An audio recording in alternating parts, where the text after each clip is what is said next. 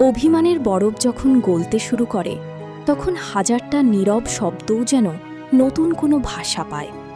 ভুল আর সত্যি, মিষ্টি আর তেতোর মাঝামাঝি দাঁড়িয়ে মানুষগুলো যখন একে অপরকে চিনে নিতে শেখে, ঠিক তখনই শুরু হয় ভালোবাসার নতুন এক অধ্যায়। স্বাগতম মিষ্টি তেতো অনুভূতির একাদশ পর্বে। আগের পর্বে আমরা দেখেছি সব অপবাদ পেরিয়ে অগ্নি নিজেকে নির্দোষ প্রমাণ করেছে, কিন্তু সবাইকে অবাক করে দিয়ে নিজের সম্পূর্ণ ব্যবসার মালিকানা সে তুলে দিয়েছে রাশির হাতে। অন্যদিকে পারিবারিক সব জটিলতা ও অপমানের মুখে দাঁড়িয়ে অগ্নি যেভাবে রাশির পাশে ঢাল হয়ে দাঁড়িয়েছে তা রাশির মনেও তৈরি করেছে এক অচেনা শিহরণ। কিন্তু এই ভালোবাসার পথে কি সত্যিই মেঘ কেটে রোদ উঠবে, নাকি কাকা কাকিমা আর শত্রুগুলোর তৈরি করা নতুন কোনো ঝড় অপেক্ষা করে আছে ওদের সামনে? চলুন শুরু করা যাক আজকের পর্ব। আচ্ছা অগ্নিদেব, তুমি কি আর একবার ভেবে দেখবে না? তোমার কি মনে হয় না কাকিমাকে আটকানো উচিত? রাশি জলের গ্লাস হাতে অগ্নির সামনে দাঁড়িয়ে বেশ ভয়ে ভয়ে কথাটা বলছে। অগ্নির হাতে মাথা ব্যথার ওষুধ। জলের গ্লাসটা হাতে নিয়ে অগ্নি ওষুধটা খেয়ে নিল। রাশি এখনো দাঁড়িয়ে ওর সামনে। বেশি লোকের হয়ে কথা বলতে আসবে না, তোমাকেও নিয়ে আসবো তোমার ভাইয়ের কাছে। অনেক রাত হয়েছে, ঘুমোতে যাও তুমি। মাথাটা একটু টিপে দিই। গলা টিপে দিতে পারবে? ও মা, এ কি কথা? যাও যাও, এখন তুমি যাও তো এখান থেকে। আমাকে একা থাকতে দাও। তোমার তো পাঁচি মহিলা আমি দ্বিতীয় দেখিনি। রাগ করে না, আমি মাথা টিপে দিচ্ছি, তুমি হাইপার হয়ে গেছো। শুয়ে পড়ো, এসো এসো এসো। অগ্নি ইজি চেয়ার থেকে উঠে সোজা বিছানায় চলে গেল। রাশি ওর পাশে গিয়ে বসলো। অগ্নির মাথা টিপে দিতে চাইলে কিন্তু অগ্নি ওর হাতটা সরিয়ে দিল। রাশি জোর করলে অগ্নি এবার ধমক দিল, তুমি যাবে এখান থেকে? আমার ভীষণ মাথা গরম হয়ে আছে, কিন্তু এবার কিন্তু একটা চড় পড়বে। যাও তুমি বলছি। তাই নাকি? দাও দাও দাও, দিলে দাও। আমিও যাবো না, বলছি তো ভুল হয়ে গেছে কাকিমার। তুমি কেন ওদের চলে যেতে বলছো? ওরা কাল চলে যাবে। বুড়ো মানুষ দুটো একা একা কেমন করে থাকবে শুনি? মা ও কাকিমা ছাড়া কেমন করে থাকবে ভেবে দেখেছো? তাহলে তুমি চলে যাও। হ্যাঁ, ওটাই ঠিক হবে। তুমি চলে যাও বাড়ি থেকে। তোমাকে নিয়ে তো কাকিমার সমস্যা। রাশি অগ্নির খুব কাছে চলে এলো। তাহলে আমার বাচ্চাগুলোকে কে দেখবে? হ্যাঁ, তোমার খেয়াল কে রাখবে? আবার বিয়ে করবে বুঝি? কয়েক বছর পর 50 হয়ে যাবে আমার। বিয়ে করার আর বয়স নেই, আর ইচ্ছাও নেই, বুঝলে? আমাকে জাস্ট পাগল করে দিলে তুমি। বলছি না আমি যখন কথা বলবো তুমি কথা বলবে না, চুপ করে থাকবে। বলেছি না আমার কথার বিরুদ্ধে তুমি যাবে না। তুমি খুব ডমিনেটিং, জানো তো। কিন্তু সেটা আগে থেকেই জানতে তুমি, বিয়ের আগে থেকেই। রাশি অগ্নির খুব কাছে এসে একদম ভোলা ভালা মুখ করলো। সরি। অগ্নি কিছু বলতেই যাচ্ছিল, কিন্তু রাশির মুখটা দেখে আর বলতে পারলো না। অগ্নি চুপ করে গেল। ইচ্ছা করছে রাশিকে কাছে টেনে নিতে, কিন্তু না, এটাকে প্রশ্রয় দেওয়া ছাড়া আর কিছুই হবে না। ওর থেকে দূরত্ব রেখে চলতে হবে। আগে কাকিমাকে বাড়ি থেকে আউট করবে, তারপর অগ্নি রাশির সাথে ভালো করে কথা বলবে। অগ্নি পাশ ফিরে শুয়ে পড়লো। কাল থেকে বাড়িতে আসবে না দুদিন। এমনি মহারানী বুঝে যাবে ওর আসল প্রায়োরিটি কি হওয়া উচিত, ওর স্বামী না স্বামীর রিলেটিভ গুলো। রাশি চুপ করে শুয়ে পড়লো। আজকে সবাই কাকিমার উপর রেগে গেছে। মাও এখন বলেছে কাকিমা ওকে প্রভোগ করছিল, কিন্তু বেচারিকে অগ্নি যদি সাহায্য না করে তাহলে তো সমস্যা। কাকাবাবু সেই বা কি করবে? তার দাদাকে ছেড়ে থাকবে? দাদা এখন কিছু বলছে না, কিন্তু ভাইকে সে নিজের ছেলের থেকেও ভালোবাসে। কোলের বাচ্চা মনে করে ভাইকে। ভাই ছাড়া বাবা বাঁচবে না। ইস, যত সমস্যা রাশিকে নিয়েই হলো। রাশির খুব খারাপ লাগছে। এমন একটা বচসা হলো। অর্ণি ঠাকুমাকে খুব চেনে। ছোট ঠাকুমাকে এসে খুঁজবে দেখতে না পেলে। হয়েই গেছে ভুল, মানুষ মাত্রই ভুল হয়। অগ্নি না সবকিছুই খুব সিরিয়াসলি নিয়ে নেয়। পড়াতে অনেক চেষ্টা করলো, কিন্তু রাশিকে তো ছলাকলা জানে যে এই লোককে ভোলাবে। আর এই লোকও তো আগুন দেবতা, চন্দ্রদেব কি ভুলবে না কিছুতেই। রাশি কিছু না পেয়ে ইচ্ছা করে ফ্যাচ ফ্যাচ করে কেঁদে উঠলো। অগ্নিদেব ঘুমিয়ে পড়েছিল, কিন্তু রাশির কান্নার শব্দ পেয়ে অগ্নি উঠে বসলো। লাইট অন করে চোখে চশমা ঝুলিয়ে অগ্নি পাশ ফিরে শুয়ে থাকা রাশিকে সোজা করলো। এই কি হয়েছে? কান্না কিসের? রাশি কিছু বললো না, তার কান্না চলছেই। অগ্নি এবার নরম গলায় বলল, আরে বাবা কি হয়েছেটা কি? বলো না আমাকে। আরে আমাকে না বললে আমি বুঝবো কি করে? রাশি দুটো হাত অগ্নির দিকে করলো। অগ্নি ওকে টেনে তুলে নিজের সাথে জড়িয়ে ধরলো। একদম কান্না না, চুপ, একদম চুপ করো। দেখো, বাচ্চাদের মতন করতে ভালো লাগে না। তোমাকে একটু চালাক হতে হবে, বুঝতে হবে তো সবকিছু, নাকি? একটা বাচ্চা হয়ে গেল, এত বড় একটা ব্যবসার মালিক হয়ে গেলে, কিন্তু দেখো রাশি, তোমার কোনো বুদ্ধি নেই। লোকে তোমাকে ব্যবহার করে, তাও তুমি তাদেরকে ধরে আঁকড়ে বাঁচতে চাও। তোমার প্রথম প্রায়োরিটি হলো তোমার সংসার, সেটা আমি আর আমাদের দুটো বাচ্চা। হ্যাঁ, আমার মা বাবাও, বাকি কেউ কিন্তু তার মধ্যে থাকবে না, বুঝেছো? রাশি কিছু বলছে না, ওর কান্না কিন্তু বন্ধ হচ্ছে না। অগ্নির এবার মায়া লাগছে বেচারিকে। অগ্নি রাশির কপালে নিজের কপালটা ঠেকালো। তুমি আমাকে শান্তি দেবে না? না, আমার দুটো না, 3টে বেবি। দেখো কেঁদে কেঁদে তোমার গাল দুটো লাল হয়ে গেছে। ভালোবাসায় কখনো কখনো কঠোর হতে হয়, না হলে দিনের শেষে সবকিছু তোমার হাতের বাইরে বেরিয়ে যাবে। আমি জানি ও কষ্ট পাচ্ছে, ওর চোখের জলের কারণ আমি জানি, তাও আমি ওকে কোনো কৈফিয়ত দেবো না। অগ্নি গাড়ির চাবিটা হাতে নিয়ে খেলতে খেলতে কথাটা বললো। হিরণময় বাবু জানেন আজ দুদিন ধরে রাশি খুব একটা ভালো নেই। না কিছু খেয়েছে, না কথা বলছে, না নিচে এসেছে। মেয়েকে নিয়ে ঘরে বসে আছে সে, বাড়িটা খাঁ খাঁ করছে। ছোট ভাই আর তার স্ত্রী চলে গেছে। অগ্নিদেব দুদিন ধরে বাড়ি আসছে না। এত বড় বাড়িতে শুধু রিভু পদ্মা আর হিরণময় বাবু ছাড়া আর কোনো গলা পাওয়া যাচ্ছে না। তাই উনি বাধ্য হয়ে অফিসেই এসেছেন। এমন করে সংসার চলে না। রাশি এবার অসুস্থ হয়ে যাবে। অগ্নি রাশিকে রেখার অপমানের হাত থেকে বাঁচাতে এই সিদ্ধান্ত নিয়েছে। সাধুবাদ জানায় তাকে হিরণময় বাবু, কিন্তু স্ত্রীর সম্মান বাঁচাতে তাকে মৃত্যুর মুখে ঠেলে দেওয়া কোনো বুদ্ধিমানের কাজ কি? তাছাড়া অগ্নিদেব তো শুধু রেখাকে জব্দ করার পন্থা অবলম্বন করেছে। পদ্মা অগ্নির মা বলে কেন ছাড় পেল? সমান দোষ তো তারও। আসলে ব্যক্তি বিশেষে এই দোষে দোষী না, এটা সমাজের রোগ। তারা মেয়েকে বাড়ির সদস্য মনে করতে পারে না। জন্ম থেকে মনে হয় অন্য বাড়ির সম্পদ এই মেয়ে, তাই আগলে রাখে কিন্তু অধিকার দেয় না। আর অন্য বাড়ির মেয়ে এনে খালি খালি মনে হয় সে সব আত্মসাৎ করতে এসেছে। এই সমস্যা মেয়েটার না, যুগে যুগে চলে আসছে এই সমস্যা। কিন্তু অগ্নি কেমন মানুষ? একটা ছোট্ট বাচ্চা যে মেয়ের কোলে, তাকে এমন করে কাঁদাবে কেন সে? উঠিয়া রেখাকে একটা ভালো আবাসনে রেন্টে ফ্ল্যাট নিয়ে সেখানে শিফট করে দিয়েছে অগ্নি। না, নিজের নাম রাখেনি, হিরণময় বাবুকে দিয়েই সবটা করিয়েছে। কিন্তু রাশি জানে না সেসব। সে এটা ভেবেই অস্থির হচ্ছে কাকা কাকিমা কেমন আছে। হিরণময় বাবু বললেন, তুই ঘরে কেন যাবি না? কি হয়েছে রে তোর? মান অভিমান এতটা বাড়াতে দিবি না যে হাতের বাইরে চলে যায়, বুঝলি? বাবা, আমার অনেক কাজের চাপ, তুমি এখন যাও, আমি বাড়িতে থাকবো না, আমি এখানে এখন ঠিক আছি। হিরণময় বাবু জানেন কিছু তো হয়েছে, না হলে অগ্নির বিয়ের পর থেকে বউয়ের থেকে এতটা দূরে থাকতে সে কখনোই তাকে দেখেনি। উনি জানেন বড় ছেলেটা বরাবরই একটু চাপা, জেদি। উনি কেবিনের বাইরে বেরিয়ে এলেন। ডার্ক চকলেটের স্টাফদের একজনকে দুটো ল্যাটে কফি দিতে বলে উনি আবার কেবিনে ফিরে এলেন। লক্ষ্য করলেন অগ্নি নিজের চেয়ারে বসে আছে আর বারবার গালে হাত দিচ্ছে। হিরণময় বাবু ওর সামনের চেয়ারে গিয়ে বসলেন। বাবা, তুমি যাওনি এখনো? আবার ফিরে এলে? বলছি তো আমি যাবো না। কফি অর্ডার দিলাম। আচ্ছা, বলছি যে কি হলো যে ঘর ছেড়ে এসে এখানে পড়ে আছিস তুই? তুই তো মাকে কত কিছুই বলো, মা তোমাকে কত কিছু বলে, তাই তো? হ্যাঁ, বলি তো। বাবারে, সে কি কি যে বলি কে জানে। আমি জানি না কি কুক্ষণে যে আমার বাবা ওই মেয়ের সাথে আমাকে বিয়ে দিয়েছিল। জানিস কি আর বলবো, এই বুড়ো বয়সে তোকে কি আর বলবো, আমাকে বলদ বলে। হ্যাঁ, আমাকে বলদ। আচ্ছা ঠিক আছে, বেশ ঠিক আছে, তুমি থামো। ওসব তোমাদের ব্যক্তিগত বিষয়। মা আর যাই করুক, তোমায় মারেনি তো কোনোদিন। তাও মা আর তুমি খুব বেশি হলে বছর 3 ছোট বড় হবে। না না, অত সাহস হয়নি। হ্যাঁ, আমিও কোনোদিন একটা চিমটিও কেটেছি বলে তো তোর মাকে আমার মনে পড়ে না। স্বামী স্ত্রী তো অর্ধাঙ্গিনী, মানে একই অঙ্গে বাস। অগ্নি নিজের গায়ে হাত বুলিয়ে বলল, আমাকে আমার থেকে প্রায় 12-13 বছরের ছোট বউ ঠাস করে একটা চোর মেরেছে। হিরণময় বাবু অবাক, বুঝলেন ছেলে কেন ফিরেনি বাড়িতে, কিন্তু রাশি এমন করলো কেন? সেটা তো লাখ টাকার প্রশ্ন। ভাবছো আমি কিছু করেছি? বাবা, বিশ্বাস করো, আমি কিছু করিনি। অশান্তির দিন রাতে চিঁচকাতুনির মতো কেঁদে ভেবেছিল আমি পটে গেছি। মেনে নেবো ওর অন্যায় আবদার। তারপর যখন সকালে দেখলো কাকিমা আর কাকা যাচ্ছে, আমি ওদের আটকালাম না। ব্যাস, রেগে গিয়ে আমাকে, ওটা তোকে মারবে বলে মেরেছে, করে ফেলেছে ভুল করে। মেয়েটা তো 2 দিন ধরে খাচ্ছেও না দেখছি, ফোন করেছে তোকে, তুই তো ধরছিস না। 10 বার তো আসে এখানে, চাইলে আসতেও পারতো। সব আমাকে নিজের ইশারায় নাচানোর তাল। ওসব অভ্যাস মেয়েদের জন্মগত রে। যাই হোক, বউটা না খেয়ে অন্ন জল ত্যাগ করে মরলে ভালো হবে কি, তুই বল? আমার ইগো হার্ট হচ্ছে, আমি কষ্টও পাচ্ছি, কিন্তু আমি চেয়েও বাড়ি ফিরতে পারছি না। ও আগে স্বীকার করুক ওর ভুল হয়েছে। ওর জীবনে সবচেয়ে বেশি গুরুত্ব কে রাখে সেটা আমাকে জানতে হবে। মুখের কথায় হবে না, তোদের দুজনের খুব বার বেড়েছে দেখছি। আমি তোকে এই সায়েন্স ল্যাবে ব্যাংক কেটে দেখানোর মতো দেখাবো আজ। তবে তারপর কিছু যদি হয়, তবে বউটা দেখবি আমি তার জন্য দায়ী না। হ্যাঁ, কি করবে তুমি বাবা? হিরণময় বাবু পকেট থেকে ফোন বের করে কল করলো। হ্যালো। ওদিকে লবঙ্গ কল রিসিভ করেছে। হিরণময় বাবু বেমালুম বলে দিলেন, তুই তাড়াতাড়ি রাশিকে বল পার্ক স্ট্রিটের অফিসে আসতে। অগ্নির হার্ট অ্যাটাক হয়েছে। আমার ছেলেটা বোধহয় আর নেই রে। ও দাদু, দাদু কি কি কি বলছো গো? তোর ঠাকুমাকে বলিস না, ও শুনলে না অসুস্থ হয়ে পড়বে। আমি তখন কোন দিক সামলাবো রে? তুই রাশিকে গিয়ে শুধু বলবি। ফোনটা কেটে দিল হিরণময় বাবু। সর্বনাশ! আরে কি করলে তুমি এটা বাবা? রাশি এখন এসব শুনে পাগলের মতো দৌড়ে দৌড়ে এখানে ছুটে আসবে, কোনো বিপদ না বাঁধিয়ে বসে। রাশি যখন অফিসে এলো, তখন হিরণময় বাবু নির্দেশ অনুযায়ী ক্যাফে বন্ধ করে আজ ক্লোজ বোর্ড ঝুলিয়ে সব স্টাফরা সরে গেছে। রাশি ভিতরে এসে কোনো কাস্টমার, রোজ দিনের ব্যস্ততা কিছুই দেখতে পেল না। বুঝলো অগ্নির অসুস্থতার জন্যই বোধহয় সবকিছু বন্ধ করে রেখে দেওয়া হয়েছে। রাশি হনহন করে ভিতরে ঢুকে গেল কেবিনের। হিরণময় বাবু অগ্নির মাথাটা কোলে নিয়ে সোফায় বসে আছেন। ওনার মুখটা থমথমে।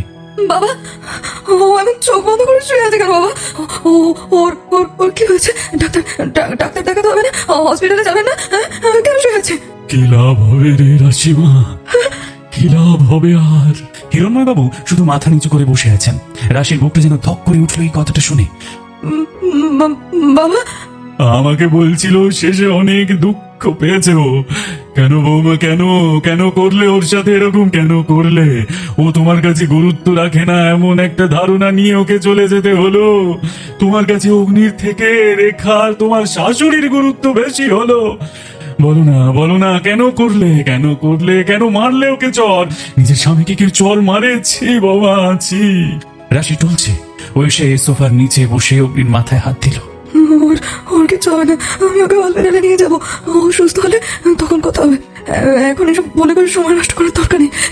এই অগ্নি, অগ্নি, অগ্নি, তুমি বাবাকে কি বলেছো? হ্যাঁ অগ্নি, আমি তোমাকে চড় মেরেছি। ওটা কি অপমান করে চড় মারা হলো নাকি? ওঠো না অগ্নি, ওকে আমি কথা দিচ্ছি আজ থেকে তুমি ছাড়া আমি কিছুতেই আর গুরুত্ব রাখবো না। আমার জীবনে শুধুমাত্র তুমি গুরুত্ব পাবে। আমার ছেলে মেয়েও না, আমি সবার ভালোর জন্য তোমাকে জোর করছিলাম, শুধু আমি তোমায় হার্ট করতে চাইনি। অগ্নি ওঠো না। রাশি হাউ হাউ করে কেঁদে যাচ্ছে। এতটা যন্ত্রণা কেন ওর জন্য ঈশ্বর লিখে রেখেছিল? রাশি হিরণময় বাবুর দিকে তাকালো। বাবা, বাবা, আমি না স্টাফদের ডাকি। হ্যাঁ গাড়ি বের করে বসে আছে ওদিকে বিবেক, ওকে বলি গাড়িটা ঠিক করতে, ওকে ওকে হসপিটালে নিয়ে যাই। হ্যাঁ ডাক্তার দেখে কনফার্ম করে গেছে রাশি, আমার ছেলে চলে গেছে, তোমার উপর অভিমান করে চলে গেছে। মিথ্যে কথা। অগ্নি রাশিকে ফেলে যাবে না, আমাকে ওর সাথে নিয়ে যাবে। আচ্ছা ঠিক আছে, আমি আমি আমি কি করবো এখন? কি করবো? রাশি টি টেবিলে থাকা ফলের ঝুড়ি থেকে চাকুটা নিয়ে নিজের হাতে বসাতে গেল। হিরণময় বাবু ঘটনার দ্রুততায় ভয় পেয়ে গেলেন। রাশি নিজেকে আঘাত করতে যাচ্ছে। রাশির হাতটা চাকু সহ একটা হাত চেপে ধরলো। রাশি না দেখেই বলল, বাবা, আমি আর বাঁচতে চাই না, আমি আর বাঁচতে চাই না। কিন্তু কথাটা বলতে বলতেই উপর দিয়ে তাকিয়ে রাশি অবাক হয়ে গেল। অগ্নি ওর হাতটা চেপে ধরেছে। তুমি? অগ্নি বাবার পাশ থেকে নিচে রাশির পাশে এসে বসলো। রাশি হতভম্ব হয়ে শ্বশুরকে দেখছে। মানে বাবা এত বড় একটা নাটক করলো ওর সাথে। আমি আমি এবার আসি, দেখা যখন দুটিতে হয়েই গেল, আমার আর এখানে থেকে কাজ নেই। আর হ্যাঁ বৌমা, সরি অনেক কথা বললাম না, আসলে একদম নাটকের মধ্যে ঢুকে গিয়েছিলাম তো তখন। আমি কিন্তু শুধু ভালো গায়ক নই, আমি ভালো নাটকও করতে পারি। কেমন দেখলে নাটকটা? অগ্নি তুই এখন মর, হ্যাঁ আমি তোকে আরো ফাঁসিয়ে দিয়ে চলে গেলাম। হ্যাঁ আমি যাই, আমার ছোট ভাইটাকে এবারে কাল থেকে দেখিনি রে, তাই তাকে এবারে দেখে আসি। ওরে আমার পুটি রে, কোথায় গেলি রে তুই? কেমন মেয়ের সাথে তোর বিয়ে দিলাম রে, জীবন একেবারে ঝালাপালা করে দিল। বাচ্চা আমার খুব একা, পুটিটা এই দাদা ছাড়া একদম থাকতে পারে না। যে আসি আমি, হ্যাঁ তোমরা লড়াই করে মরো, আমি চলি। দরজা বন্ধ করে হিরণময় বাবু বেরিয়ে এলেন। বিবেক ওনাকে দিয়ে আসবে ছোট ভাইয়ের কাছে। এদিকে পদ্মা নাজেহাল ছোট অর্ণিকে নিয়ে। অর্ণি উৎপাত করছে খুব। বাবা, আর তুমি নাটক করছো? আমি যদি সত্যি ভয়ে আছে হার্ট অ্যাটাক করতাম, একটা চড় খেয়ে এমন রকমের বদলা, তোমার কাছে আমি এটা কখনো আশা করিনি। অগ্নি, তুমি তুমি আমাকে চড় মারবে আর আমি করবো না এসব? বেশ করেছি আমি। বাবা বলবে না তুমি অন্যায় করেছো? বাবাকে বলবো? বলবো তুমি কি করেছো? যেখানে কাকা কাকিমা সত্য বাড়ি ছেড়ে চলে গেছে, আমার মন মেজাজ খারাপ, সেখানে তুমি আমাকে টেনে পিছালে নিয়ে গেছো। আমি তোমার বউ, অগ্নি, কোনো ফ্ল্যাট না। রাশি স্টপ দিস ননসেন্স। আমি তোমাকে ভালোবাসি, আর ভালোবাসি বলেই তো আমি যাচ্ছি। আমার মেয়ে মনে হয় ওদিকে কাঁদতে শুরু করে দিয়েছে এতক্ষণ। আমি যাচ্ছি। কথা দিয়েছিলে তুমি, তুমি আমি তোমার ফার্স্ট প্রায়োরিটি। মিথ্যেবাদীদের কাছে আবার কে কথা দেয়? অগ্নি রাশিকে টেনে নিজের বুকের কাছে ধরে নিল। তারপর ছটফট করতে থাকা রাশিকে ধমক দিল, একদম চুপ, একদম চুপ, সবসময় সর্দারি করা। এই অভ্যাসটা ত্যাগ করো। খাওনি কেন তুমি? বাবা আমাকে সব বলেছে। চলো আমার সাথে লাঞ্চ করবে, চলো। তারপর দুজনে মিলে একটু লং ড্রাইভে যাবো। যাও না। আমি বেঁধে নিয়ে যাবো। মাথা খারাপ করা মহিলা একটা, এত হ্যান্ডসাম স্বামী, একটু সময় পেতে বারবার কাকুতি মিনতি করছেন, উনি শুধু চিৎকারের মতো কেঁদে চলেছেন। মেয়েটা আমাকে বাড়িতে জ্বালাতন করে, ছাড়ো আমাকে। করুক, করুকে, একটু দরকার আছে। খালি মস্তিষ্ক শয়তানের বাসা। মায়েরও তাই হয়েছে। মাকে একটু কাজের মধ্যে রাখতে হবে। তুমি চিন্তা করো না, লবঙ্গ আছে, সবটা সামলে নেবে। ওকে বাবা সব বলে দিয়েছে। রাশি অগ্নির পিঠে ঠেস দিয়ে বসে আছে। দুজনেই দুই দিকে মুখ করে বসে আছে। অগ্নি গুনগুন করে গান গাইছে। রাশি চুপ করে শুনছে। সামনে রাখা আছে কিছু কুকিজ আর কফি, আর একটা বরফের বাক্স, সাথে হুইস্কির বোতল। দুজনে দুজনের সাথে কথা বলতে বলতে কেটে গেছে গোটা সন্ধ্যা। রাশি শুধু ভাবে, কে বলবে এই মানুষটা এত সুন্দর গান গায়। প্রথম দর্শনে কতই না খারাপ ভেবেছিল। ভাবতে পেরেছিল রাশি এই তাও দেওয়া গোঁফের মালিকের গলায় এত সুর। ঢোক করে তো অনেকটা খেয়েছো, আর খেও না দয়া করে। তুমি দুটো কফির কাপ জড়ো করেছো। কফি আর মদ এক না অগ্নি। আচ্ছা এবার যেতে হবে, মেয়েটাকে নিয়ে মা একা আছে ওদিকে। বাবা কল করে কি বললো শুনলে? খুব জ্বালাতন করছে অর্ণি। মা বাবাকে ডাকছে, বাবাও যাচ্ছে না, আমরাও এদিকে আছি। মায়ের একটা সিরিয়াল আজ দেখা হলো না, সবকিছু মিস। এটা কি ঠিক? বেশক। অগ্নি পিছনে হাত বাড়িয়ে রাশিকে টেনে নিজের কোলে ফেলে দিল। এবার রাশির মুখ দেখতে পাচ্ছে। রাশির হাতটা ধরে অগ্নি ওর দিকে ঝুঁকে পড়লো। এসব কি? নিজের আউটলেটের কেবিনের ফ্লোরে বসে মালিক তার বউয়ের সাথে রোম্যান্স করছে। বাড়ি নেই বুঝি? বাড়ি থেকে তুমি ঠাকুমা হয়ে যাও। আচ্ছা তোমার কতটা কাজল লাগে সারা বছর? মানে এইভাবে কাজল করতে আমি খুব কম মেয়েকে দেখেছি। ভালোই কোয়ান্টিটি লাগে, বোঝা যায়। হ্যাঁ অনেকটা লাগে। কেন খরচ বেশি হচ্ছে বউয়ের সুরমা লাগানোতে? না, নজর বেশি লাগছে এত সুন্দর লাগায়। আমি প্রথম দিন যখন তুমি দেখি ধারণা করতে পারিনি একটু কেয়ার পেলে এত মোহময়ী লাগতে পারো তুমি। দিনে দিনে তুমি অনন্যা হয়ে উঠছো। উফ, মাথাটা একেবারেই গেছে। আসলে পেটেও তো দুপাত্র পড়েছে, তো মাথাটা একেবারেই নষ্ট। মদ খেয়ে মানুষ সত্যি বলে, সেটা জানো কি? আচ্ছা তোমার কপাল খুব খারাপ, তাই না? নাহলে মাতাল জোটে এমন একটা সুন্দর মেয়ের কপালে। ধ্যাৎ, তবে মাতাল কি? তবে হ্যাঁ, রোজ রোজ এই দুপাত্র করে খাওয়াটা কিন্তু একদমই ঠিক না। তাই বুঝি? শ্বশুর সরে দেবে না প্লিজ, না না না, অগ্নি অগ্নি অগ্নিগুলো কিন্তু খুব বাজে। ওদের কথার মাঝেই দরজাটা খোলার শব্দ হলো। অগ্নির কোল থেকে রাশি দ্রুত উঠতে চাইলো। অগ্নি বিরক্ত হয়ে বলল, কে? দরজায় ওদের সামনে দাঁড়িয়ে আছে অভিরাজ। অগ্নি রাশি দুজনেই উঠে দাঁড়ালো। সরি, মনে হয় অসময়ে এসে পড়েছি। তুমি এখানে? আসলে তোমাদের বাড়ি গিয়েছিলাম, মিট বললো রাশি নেই, তো জানতে পারলাম এখানে তুমি আছো। তাহলে রাশিও নিশ্চয়ই এখানেই। অভি, তুমি ঠিক আছো তো? না, আমি ঠিক নেই রাশি। রিনের মৃত্যু আমাকে তাড়িয়ে নিয়ে বেড়াচ্ছে। আমার কষ্ট হচ্ছে, আমি পারছি না এমন একাকিত্ব নিয়ে বাঁচতে। তুমি এসো, ভেতরে এসে বসো। অভি এসে চেয়ারে বসলো। বলছি, চলবে নাকি এক পেগ? হ্যাঁ, চলতে পারে। অগ্নি একটা গ্লাস এগিয়ে দিল অভির দিকে। রাশি বুঝতে পারছে না অভি কেন ওকে খুঁজছে। অগ্নি ভালো করে অবজার্ভ করছে অভিরাজকে। অভি কেমন যেন দিশাহীন মনে হচ্ছে। ও জানালো চাকরিটা গেছে, ওর ভিসাও গেছে, ফেরার উপায় নেই। এদিকে রিনি মারা গেছে, কয়েক মাস হয়নি। মা চাইছে ওর বিয়ে দিতে, কিন্তু অভি এখন চায় একটু শান্তি। নতুন করে কিছু শুরু করার ইচ্ছা ওর নেই। দেখো, তুমি কি করবে সেটা তোমার ব্যাপার, আমাকে কেন খুঁজছো? মানে আমার সাথে তোমার কি? রাশি, শান্ত হয়ে যাও। অভি এসেছে সেটা তো ভালো। আমরা রিনি নেই বলে ওকে অবহেলা করতে পারি না তো। অভি আমাদের আজও রিলেটিভ। রাশি, তুমি যদি আমার জীবনে থাকতে তাহলে কি আজ এমনটা হতো? তাহলে কি আমি এমন ছন্নছড়া হয়ে ঘুরতাম? রাশি অবাক অভির কথা শুনে। ও দেখছে ভয়ে ভয়ে অগ্নির দিকে। অগ্নি যে এত খাতির করছে অভিকে, সেটা শুধু করুণা থেকে। রিনি মৃত্যু শোকে, তাই আজ অভির এই দশা। ওর স্ত্রীর দিকে তাকিয়ে দেখলে অগ্নি কি করবে সেটা অভি না জানলেও রাশি খুব ভালো করেই জানে।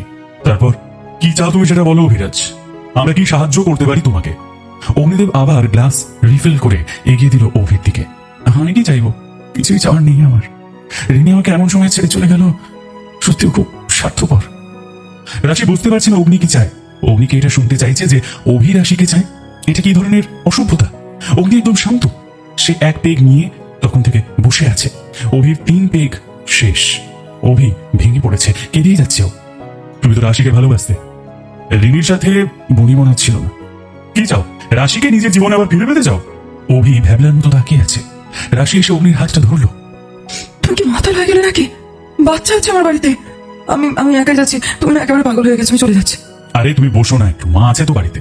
অভি, তুমি আমাকে বলো না। রাশি আমার অতীত, ওকে আমি চাই না। ওর তো একটা পরিবার আছে। আমি রিনিকে নিয়ে থাকতে চেয়েছিলাম, কিন্তু আমার সবকিছু শেষ হয়ে গেছে। আমি আর বাঁচতে চাই না। আচ্ছা, তুমি যদি রিনিকে ভালোই বাসো, তাহলে ওকে এরকম অবস্থায় বাথরুমে পড়ে মরতে দিলেই বা কেন? তেল ফেলে রেখেছিলে তাই না? তেল? হ্যাঁ, কি তেল? না, বাথরুমে তেল? তেল কেন ফেলবো আমি? ও পড়ে গিয়েছিল তো, তাই ভাবলাম আর কি। না না, কিছুই ছিল না, তাড়াহুড়ো করতে গিয়ে পড়ে গেল, আর টুক করে মরেও গেল। আসলে আমার সাথে থাকবে না, বুঝলেন? দেখলো বর তো এবার বেকার হয়ে যাবে, শ্বশুর বাড়ি ফিরে গিয়ে অপমান সহ্য করে বাঁচতে হবে। তার থেকে মরে যাই ভালো। দেখো, জীবনটা হচ্ছে বাঁচার লড়াই।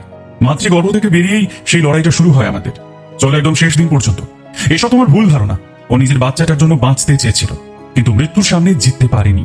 আজ অনেক হলো, তুমি আজকে বাড়ি যাও অভি। আমার ড্রাইভার বিবেক তোমাকে পৌঁছে দিয়ে আসছে। কাল তুমি এসো আমার কাছে, একটু গল্প করবো। আর হ্যাঁ, তোর কেরিয়ার নিয়েও কথা বলবো আমি, ঠিক আছে? আমেরিকা শেষ গন্তব্য না অভি। এদেশে অনেক আছে, অনেক কাজ আছে, দেখা যাবে। তাই হাল ছেড়ে দিলে চলবে না। আমার বন্ধু হবে হে ভাইরা ভাই, সেটা আবার কি? আরে মাতর, ভাইরা ভাই মানে শালীর স্বামী, ভুলে গেলে নাকি? ও হ্যাঁ হ্যাঁ, ঠিকই তো, ঠিকই তো। বেশ বেশ, বন্ধু হবো। তবে এমন দেবদাস হয়ে এসো না আমার কাছে, বাঁচার চেষ্টা করো, বুঝলে? এই বিবেক, বিবেক। বিবেককে ডেকে অগ্নি অভিকে বাড়ি পৌঁছে দিতে বললো। এসব এসব কি হলো 2 ঘন্টা ধরে? তোমার সামনে প্রমাণ করে দিলাম এই ছেলেটা কিছু করেনি। এই ছেলেটা নির্দোষ। শোনো রাশি, রিনির মৃত্যু জাস্ট একটা অ্যাক্সিডেন্ট। এই ছেলেটা তোমার রক্তের কেউ না, আর তোমার বোনও নেই। তোমার বোনের স্বামী হিসেবে পাত্তা দেবে না। এটা কেমন কথা? হাল দেখেছো ছেলেটার? সুইসাইড করে দেবে মনে হচ্ছে তো এবার। ওকে আমাদের সামলাতে হবে, মাথার স্বপ্ন দেখাতে হবে। আচ্ছা, ও যে মিথ্যা বললো না, তার কি প্রমাণ আছে তোমার কাছে? মাতাল অবস্থায় মিথ্যা বলেনিও, সবকিছু খুলেই বলেছে। আর আমি পারবো না তোমার কাছে সত্যি মিথ্যা প্রমাণ করতে। এবার বাড়ি যাই। আর হ্যাঁ, আজ বাড়িতে আমার এক ইনভেস্টর তার কুকুরকে রেখে যাবে বলেছিল। কি করলো কি জানে? 2 দিন কুকুরটা আমাদের রাখতে হবে। ওনারা সবাই দুবাই যাচ্ছেন। চলো দেখি কুকুর রেখে গেল কিনা। বাড়িতে বাচ্চা আছে, অচেনা পরিবেশে কুকুরটা থাকবে? কুকুর বলা যাবে না, ওর নাম পোকেমন। ওর মালিকের একমাত্র ছেলেও। খুব খারাপ লাগে ওকে কুকুর বললে ওনাদের। যতই হোক ইমোশন জড়িয়ে আছে না ওনাদের পোকেমনের সাথে। আমার না কুকুর খুব ভয় লাগে, জানো তো। এক নতুন ঝামেলা করলে তো তুমি। কি দরকার ছিল এই সমস্ত দায়িত্ব নিজের কাঁধে নেবে? নিজে তো বাড়িতে থাকো না, রাতে যাও আর সেই সকালে পালিয়ে আসো। কে কে দেখবে ওকে এখন? কি করবো, না করতে পারিনি। দেখতেই হবে একটু। ওর ডায়েট চার্ট দিয়ে যাবেন বলেছেন, লবঙ্গকে বুঝিয়ে দিতে হবে সবকিছু। চলো চলো, কুইকলি বাড়ি যাই। অগ্নি বাড়ি ফিরেই দেখতে পেল তার গেস্ট হাজির। রাশি দরজা খুলে ঘরে ঢুকে আসতে অপেক্ষমান রিভু তো নাচতে নাচতে চলে এলো তার মায়ের কাছে। সে ভাবছে নতুন অতিথি বুঝি পাকাপাকি ভাবে এসেছে। সে খুব আনন্দে আত্মহারা হয়ে পড়েছে কুকুরটিকে পেয়ে। কিন্তু পদ্মার মুখ গোমড়া। সে অর্ণিকে কোলে নিয়ে রাশির সামনে দাঁড়িয়ে গেল। অর্ণি মাকে দেখেই কান্না শুরু করে দিল মায়ের কোলে যাবে বলে। রাশি নিতেও যাচ্ছিল, কিন্তু অগ্নির খড় দৃষ্টি দেখে হাত ধুতে বেসিনের কাছে গেল। অগ্নি যে ধরনের মানুষ, মেয়েকে এসে চেঞ্জ না করে টাচও করে না। পদ্মা খেঁকিয়ে উঠল। ঘরের মানুষ তাড়িয়ে দিয়ে এই সমস্ত কুকুরে হাজির করা হচ্ছে, হ্যাঁ? এই অপতর আমার গটা চেটেও দিচ্ছে। মা, আরে 2 দিনের তো মামলাও চলে যাবে। চুলোর দুয়ারে যাও, তোর বাপ কই? সে তো এখনো বাড়ি ফেরেনি। কাকার কাছে গেছে। কাকা কি আর ছাড়ে? ওখানেই আছে মনে হয়। যে যার মতো আছে, যে যার মতো আছে। আমার হয়েছে এদিকে যত অশান্তি, মরণ দশা আমার। তোর বাবা ওদের কাছে যাচ্ছে, তোরা নিজেদের মতো আছিস। আর এই ছোড়া কুকুরকে পেয়ে আনন্দ করে আত্মহারা। এদিকে আমি মরছি একা একা। আর এই মেয়ে ওরে বাপ রে বাপ, কি যে কাঁদুনি হয়েছে। সারাটা সন্ধ্যা একটা সিরিয়াল দেখলাম না পর্যন্ত, ভালো লাগে না আমার। আরে রাশি তো এসে গেছে, ও নিয়ে নিচ্ছে মেয়েকে। তুই যাও এবার ঘুমাও। আমি ছোটার কাছে যাবো কাল, তুই কুত্তা ফিরিয়ে দিয়ে আসবি, তারপর আমি আসবো। না, কোথাও যাবে না তুমি, এখানেই থাকবে তুমি। রাশি এখন কুকুরটাকে দেখবে, তুমি অর্ণিকে দেখবে। আর হ্যাঁ, ওর নাম পোকেমন। ওকে কুকুর কুকুর একদম পড়বে না, ওকে পোকেমন বলবে। কোনা ছেলের নাম পদ্মলোচন। আমি ঘুমাই গিয়ে চত্ব সব। আর হ্যাঁ, আজকে রান্নার হাজরা আসেনি, ওর শরীর খারাপ। তো আমাকেই তোর পিটিকে কোলে নিয়ে রুটি করতে হয়েছে। দুধ আর রুটি, এই মেনু হয়েছে আজ। লবঙ্গ ও করেনি খাবার, পিটির তাহলে করবে কে? আমি?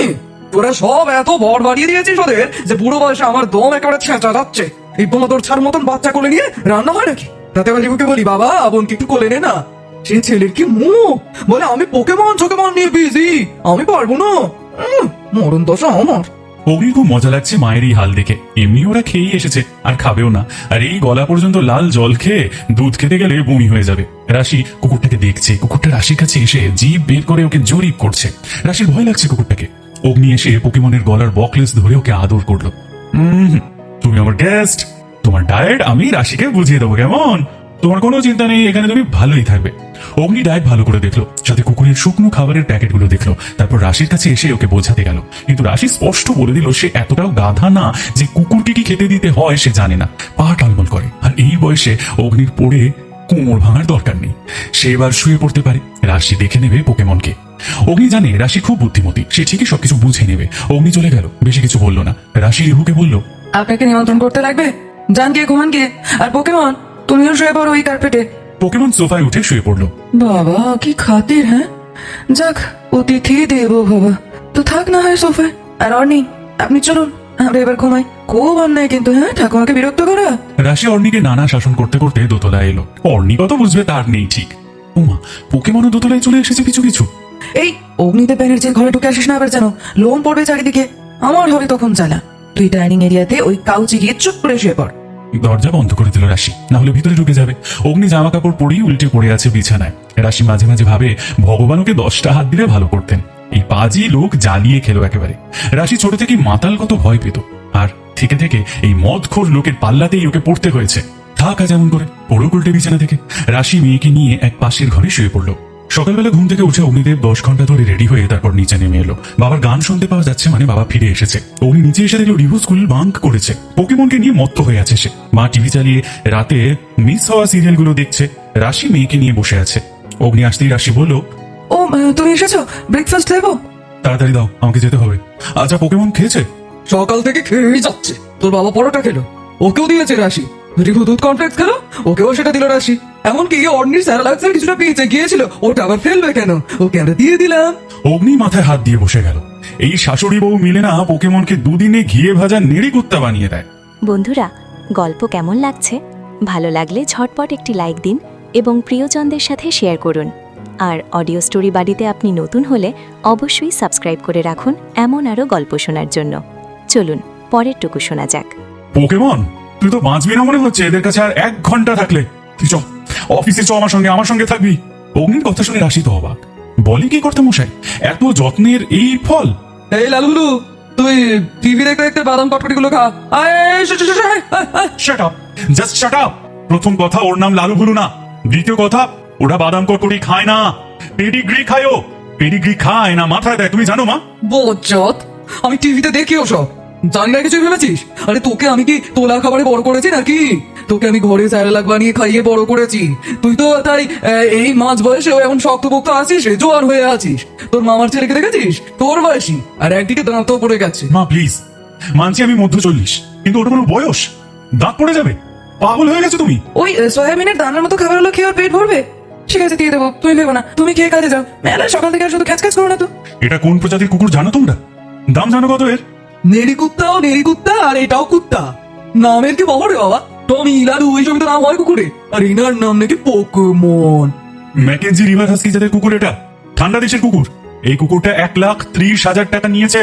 বাবা, তো দাম দিয়ে আর কি, তুই তো আর ওকে কিনিসনি, আর কিনবিও না। তার চেয়ে আর একটা মেয়ের কোলে রাশির ছেলে হলে বরঞ্চ ভালো হবে। শুভর একটা ছেলে আর তোর একটা ছেলে হবে। অগ্নি রাশির দিকে তাকালো মায়ের কথা শুনে। রাশি মুখটা চেপে হাসলো একটু। যা সিদ্ধান্ত নেবার এখনই নে, বয়স বাড়ছে দিন দিন, কমছে কিন্তু না।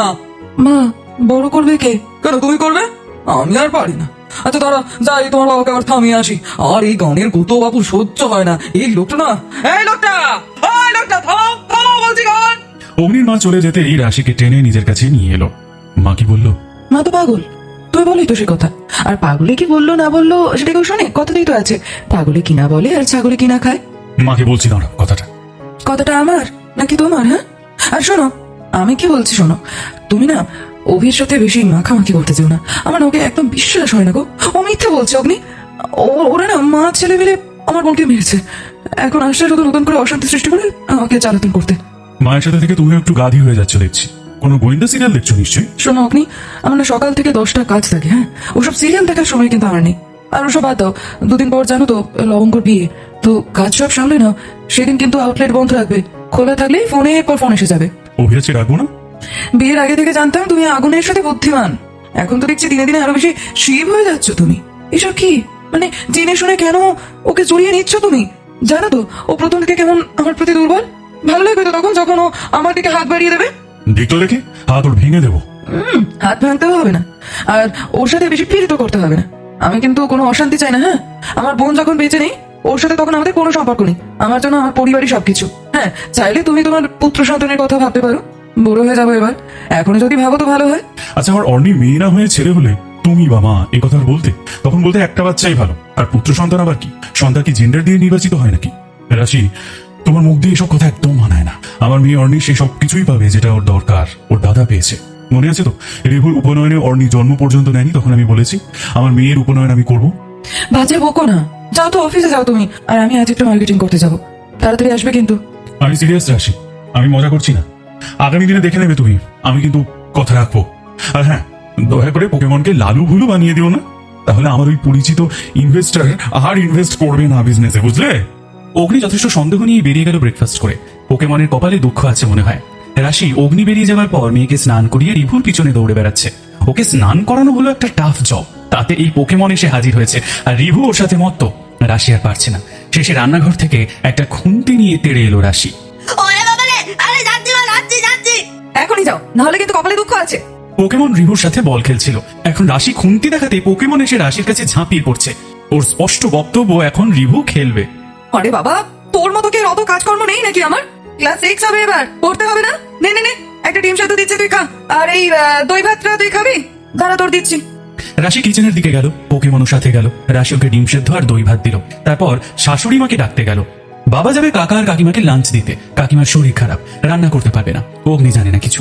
রাশি লুকিয়ে পাঠিয়ে দেবে খাবারটা, বাবা খেয়ে নেবে আর ওদিকটা দিতে যাবে। এদিকে কাল লবঙ্গর বিয়ে, সেসব জোগাড় করতে হবে রাশিকে। এরই মাঝে দেখলো অভিরাজ এসে হাজির হয়েছে। রাশি এই সময় অভিকে আশা করেনি। অভি একটু ইতস্তত করে বলল, মনে হয় অসময়ে এসে গেলাম না? না না, তা কেন? এই সবই বসো, লাঞ্চ করেছো? না, ফিরে করব। আসলে রিনি অর্নিলকে তো দেখেনি, তাই ওর জন্য একটা সফট টয় রেডি করে ওকে কুরিয়ার করবে ভেবেছিল। সেটা তো আর করা হয়ে ওঠেনি, তার আগেই তো চলে গেল। আমি ওটা সাথে করে এনেছি, ভাবলাম অর্নির পুতুল ওকে দিয়ে যাই। রাশি চোখে জল, খুব কান্না পাচ্ছে ওর, কিন্তু সেটার বহিঃপ্রকাশ করলো না সে। অভি একটা প্যাকেট এগিয়ে দিল রাশির দিকে। বসো অভি, দুপুরবেলা এসেছো, না খেয়ে যাও না। না রাশি, একদম খেতে পারবো না, আমি অনেক দেরিতে আজকে ব্রেকফাস্ট করেছি। সে কি কেন? দেখো, যা হয়ে গেছে হয়ে গেছে, নিজের যত্ন নাও। জানি এই সময়টা স্থিতিশীল না, তাও তো এগিয়ে যেতে হবে, জীবন তো আর থামে না। বসো না, একটু পরেই খাবে না হয় আমার সাথে, গল্প করবো না হয় তারপর একটু। অভিমুখটা উজ্জ্বল হয়ে গেল। একাকিত্ব নিয়ে সত্যি কিছু ভালো লাগে না আজকাল। রাশি অর্নির জন্য তার পৃথিবী ছেড়ে চলে যাওয়া মাসের উপহার একপাশে রেখে দিল। তারপর অভির সাথে বসে আমেরিকাতে রিনির জীবন নিয়ে গল্প করছিল। হিরণময় বাবুকে এরই মধ্যে খেতেও দিল রাশি। উনি খেতে খেতে অভিকে বললেন, বাবা, কাল আমাদের বাড়ির মেয়েটার বিয়ে, আমার নাতনি লবঙ্গের বিয়ে হবে বিবেকের সাথে। চেনো তো বিবেককে? তো ছোট একটা আয়োজন হয়েছে বাড়ির লোকজনদের নিয়ে, তুমি কি একটু আসবে? হ্যাঁ আঙ্কেল, নিশ্চয়ই আসবো। অকালে স্ত্রী বিয়োগ, কিন্তু কি করবে বাচ্চা, জীবন তো কাটাতেও হবে। তারপর চাকরি পেলে এদিকে কোথাও? পুনেতে পেয়েছি একটা, চলে যাবো ওখানে। বাহ, ভালো খবর তো এটা। লবঙ্গ এর মধ্যে এসে বলল, ও কাকিমা, তোমরা খাবে না? চলো খাও, তারপর আমিও তো খেয়ে নেবো, মেলা কাজ আছে আমার। পুকুরটা এদিকে চারিদিকে ভাত ছড়িয়ে একেবারে নোংরা করেছে। এই এক লালু বুলু হয়েছে বাবা, খাবে এইটুকু আর ছড়াবে এত এত। ওর কে 1 লাখ টাকা দাম দিল কে জানে বাবা। ওর চেয়ে আমার পাড়ার ওই নেড়ি কুত্তাগুলো তো অনেক ভালো। এই লবঙ্গ, তোরা যাই বুড়ো ভাত, তুই আগে বস খেতে, তোকে খেতে দেবো, তারপরে আমরা খাবো। তবে একটু সেজে আছি, লাল রঙের একটা শাড়ি রেখে দিয়েছি, দেখ তোর ঘরে গিয়ে নতুন শাড়িটা পরে খেতে আসবি, কেমন? আমি নিজে সব রেডি করেছি। সত্যি রাশি, তুমি যেমন ভালো মানুষ তেমন শ্বশুর বাড়িটাও পেয়েছো বলো। এখানে সবাই কত ভালো, আমার এখানে এসেও বেশ ভালো লাগে। কিন্তু কুকুর কেন নিলে হঠাৎ? না না, উনি আমাদের অতিথি এসেছেন, একজনের কুকুর আমাদের কাছে একটু রেখে গেছেন, আমাদের ওটা না। মা, ও মা, এটা কি? ও কেমন দেখো, কেমন এটা টানাটানি করছে। বাবা, হাসকি তো এটা, এদের দারুণ সেন্স। কিন্তু ও তো অর্নির পুতুলের প্যাকেটটা খুলতে চায়। এই এই ছাড় ছাড় ছাড়, এটা তোর না, ছাড়। পোকেমন কিছুতেই শুনতে চাইছে না, সমানে প্যাকেট নিয়ে টানাটানি করছে আর খুব উত্তেজিত, এটাও বোঝা যাচ্ছে। কি হলো এর আবার? দই ভাত খেয়ে অম্বল হল না তো? নে বাবা, বোঝো ঠেলা, অমনি আবার এসে রাগ করবে। তার কি যে হবে না। আচ্ছা, ওটা দেখে এমনি করছে কেন? আমার না কেমন একটা লাগছে রাশি। ওই মুখো মুখো কুকুরের আবার কাজ কি? এবার যাও রাশি, জামাই এসেছে, তাকে খেতে দিতে হবে তো। লবঙ্গকে বসো ওইদিকে খেতে। আর রিভু, যা তো যা, পনির প্যাকেটটা পুতুলের তুলে রাখতো, গিয়ে যা। লবঙ্গকে আইবুড়ো ভাত খেতে বসেছে রাশি, এদিকে অভিরাজ আর পদ্মা দুজনেই বসেছে। সবাইকে দিয়ে তারপর রাশি খাবে।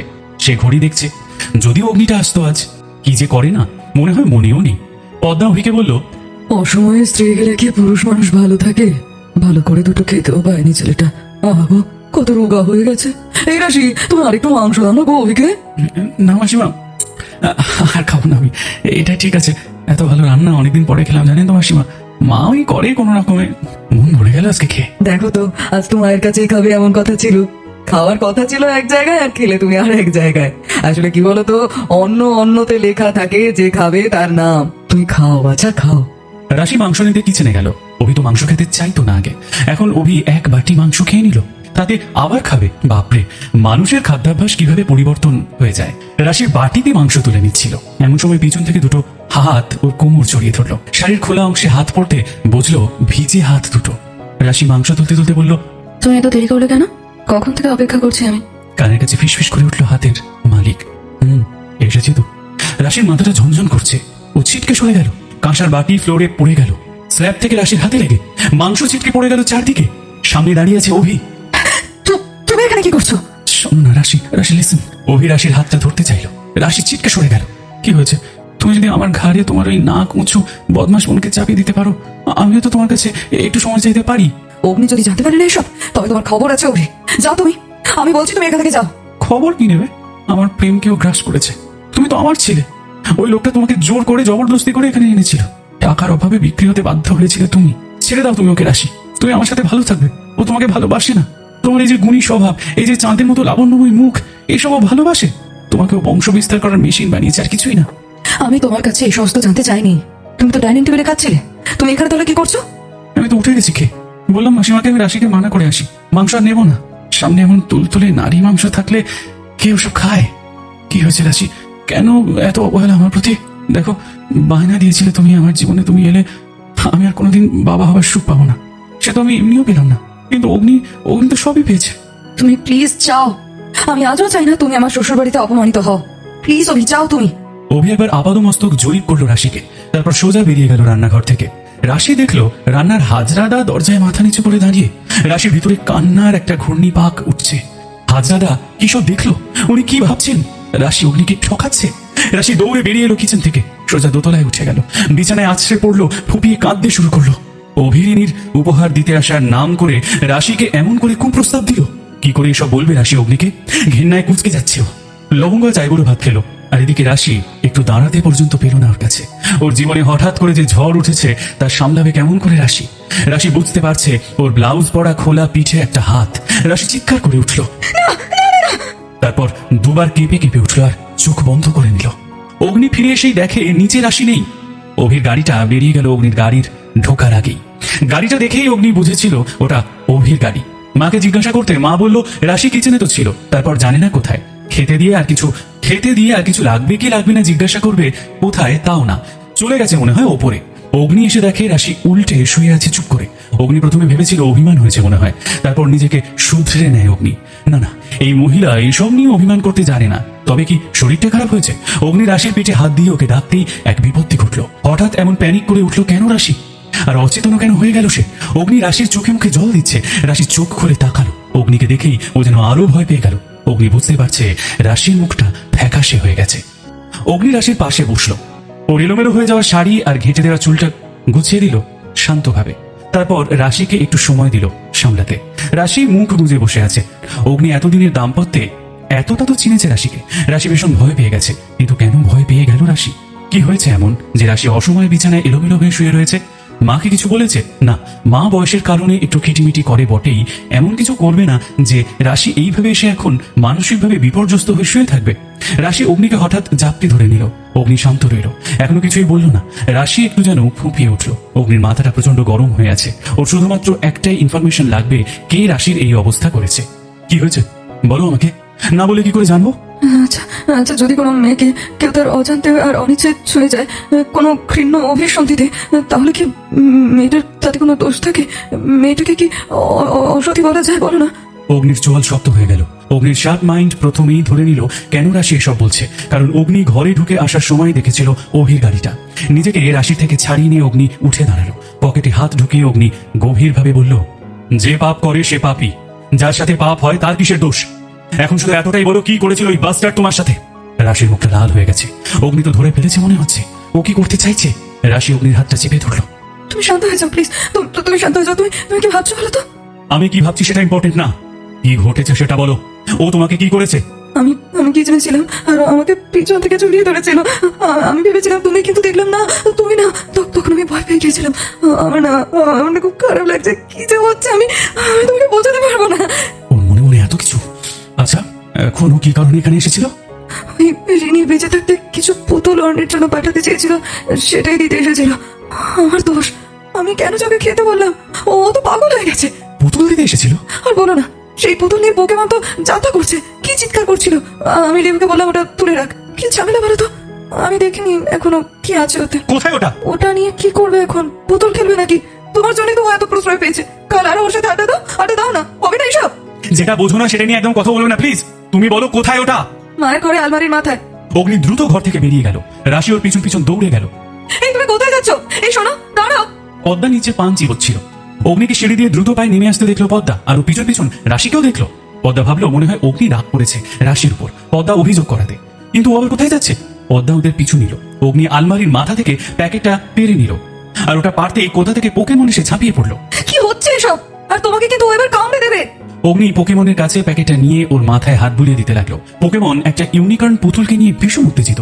আমার বাবা, তুইও তেমনই অগ্নি। ওই লালু বললো ওই পুতুলটাকে ছিঁড়ে দেবে তো, খুব পজিটিভ। চল ডাক্তার। মা, তুমি অর্ণি আর রিহুকে নিয়ে রুমের বাইরে যাও। বাবা আর রাশি থাকো। হিরণময় বাবু পেপার পড়ছিল। উনি একটু অবাক হলেন, কি হলো আবার? পদ্মা অর্ণিকে ক্যাঁকারে নিয়ে চলে গেলেন, সাথে রিভুও গেল। অগ্নি পোকেমনের গলার বেল্ট টেনে ওকে দরজায় বেঁধে দিল, কিন্তু পোকেমন যেন দড়ি ছিঁড়ে বেরিয়ে আসবে এমন করছে। অগ্নি পুতুলটা হাতে নিয়ে এদিক ওদিক দেখলো, তারপর ওটার পেটের কাছে চেনটা টেনে ওটা খুলে দিল। ভিতরের ফার বেরিয়ে এলো কিছুটা। হিরণময় বাবু বেশ বিরক্তির সাথে বললেন, আহা, আরে মেয়েটা মরে গেছে, ওর শেষ উপহারটা এমন করে নষ্ট করছিস কেন? আশ্চর্য তো। অগ্নি কোনো কথা বললো না, ভেতরে সব ফার বের করতে লাগলো। ওটা কেন নষ্ট করছো তুমি অগ্নি? কথাটা শেষ হতে না হতেই লাল লাল ফার বেরিয়ে আসতে দেখলো ওরা। অগ্নির ভ্রু কুঁচকে গেল। লাল ফার কেন? ফার হাতে নিয়ে অগ্নি শুকে দেখলো। অগ্নি খুব শান্তভাবেই বলল, এটা রক্তের দাগ, আর সেই জন্যই পোকেমন অমন করে রিয়াক্ট করছে। রক্ত? এটা রক্ত? ও মা গো, রক্ত এলো কি করে এই ইউনিকর্নটাতে? রিনি আমার মেয়েকে এমন উপহার কেন পাঠাবে? রাশি কথাগুলো বলতে বলতে যেন ফ্যাকাশে হয়ে যাচ্ছে। অগ্নি শুধু দেখছে, সবগুলো যে রক্তে ভেজা তা নয়, কিছুটা ছিটে ছিটে হয়ে আছে একটা। আর হ্যাঁ, এটা রক্তই, তাই পোকেমন অমন করে রিয়াক্ট করছিল। তুলোর মধ্যে একটা শক্ত মতন কিছু পেল অগ্নি। তুলো সরিয়ে ওটা বের করলো অগ্নি। একটা পেন ড্রাইভ আছে ওতে। প্রথমে অগ্নি ভাবছিল হতেও পারে এটা রিনি পাঠায়নি, এটা ইচ্ছা করেই অভিরাজ পাঠিয়েছে। আবার হতে পারে ও কিছুই জানে না। তবে পেন ড্রাইভ পেতেই অগ্নির মনে পড়ে গেল রিনির মৃত্যুর 5-6 দিন আগের কথাগুলো। সেদিন মোটামুটি দুপুরের দিকে লাঞ্চ করে অগ্নি নিজের কেবিনে বসেছিল। রাশি ফোন করেছিল, কিন্তু অগ্নি আর বাড়ি আসেনি। ভেবেছিল একদম সন্ধ্যা করে একেবারে ফিরে যাবে আর তারপর রাশির সাথে একটু সময় কাটাবে। বাচ্চাটা হবার পর থেকেই রাশি একদম ফ্রি টাইম পায় না। নানা ভাবনায় মাঝে অগ্নির ফোনটা বেজে উঠল। ফোনটা রিসিভ করতেই ওদিক থেকে রিনির গলা পেয়েছিল অগ্নি। হ্যালো, অগ্নিদা, রিনি বলছি। হ্যাঁ রিনি বলো, হঠাৎ এই দুপুরবেলা কি মনে করে? অবশ্য তোমাদের ওখানে থোড়াই না এখন দুপুর। বলো, ভালো আছো তো? রিনি একটু চুপ থেকে বলেছিল, অগ্নিদা, আমার শাশুড়ি মা এলেন আজ। ভালো লাগছে, অনেকদিন পর অন্তত কাউকে পেলাম। একা একা ভালো লাগে না জানো। ওদের মেন্টাল হেলথ দিনে দিনে যা হচ্ছে। অভির মা গেছে তাতে তুমি খুশি? অবাক কাণ্ড। আমি তো সবকিছু আর ফোনে বলতে পারছি না। অর্ডের জন্য নেক্সট উইক একটা গিফট যাবে, আমি পাঠাবো, ঠিক আছে? ওকে বলেছি পোস্ট করে দিতে। ওটাতে একটা জিনিস পাবেন, দেখে আমাকে কল ব্যাক করবেন। দিদিকে বলার দরকার নেই, জানেন তো এমনিতেই টেনশন করেও। মানে বঞ্জির জন্য উপহারের মধ্যে আমার জন্য কিছু? হাতটা ব্যথা করছে, চেনগুলো জামাতে আটকে গেলে এমন কেটে যায়। কি চেন? কি হয়েছে? কিছু না। আচ্ছা তাহলে আমি না ফোনটা রাখছি, আজকে আমাকে অভি ডাকছে।